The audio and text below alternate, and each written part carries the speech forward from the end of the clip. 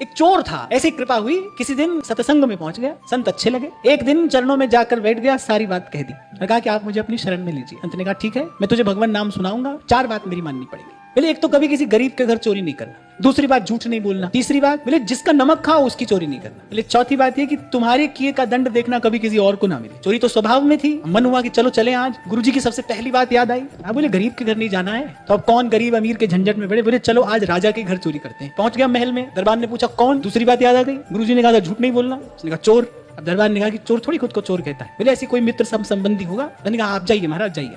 अब समेट लिया सब माल उसने, भूख लग आई, थाल सजा हुआ रखा था, कहा चलो कुछ खा लें। अब खाया तो तीसरी बात याद आ गई, भाई जिसका नमक खाओ उसकी चोरी नहीं करनी। अब वो बंधा बंधाया सामान छोड़कर लौट गया। और जब राजा की आंख खुली तो राजा ने देखा कि सब कीमती सामान बंधा है, तो कोई यही क्यों छोड़कर चला गया। तो राजा ने कहा कि शहर के जितने चोर है सबको बुला कर लाओ। अब सब पकड़ लिए गए। अब राजा ने कहा कि इन सबको ले जाओ और डाल दो कारागार में। उसके कान में खबर पड़ी, गुरुजी ने चौथी बात क्या कही थी, भाई तुम्हारे किए का दंड कभी किसी दूसरे को नहीं मिलना चाहिए। दौड़ कर गया, राजा के सामने उपस्थित हो गया। राजा ने सारी कथा पूछी, उसने सारी कथा जो कित्यों सुना दी, ऐसे ऐसे हमारे गुरुजी ने 4 आज्ञा हमको दी थी और ये सब कार्य हमने किया। राजा अपने सिंहासन से उठा। राजा ने कहा भाई सदुपदेश देने वाले गुरु तो हमने बहुत देखे हैं, लेकिन गुरु का शब्द जो का त्यों अपने जीवन में उतार देने वाला चेला हम पहली बार देख रहे हैं। पर राजा ने कहा कि भाई तेरा गुरु तो तेरा गुरु है, पर आज से मेरा गुरु तू है। अब गुरु की बात मानने से क्या हुआ है कि गुरुजी तो चोर के गुरु बने, चोर राजा का गुरु बन रहा है।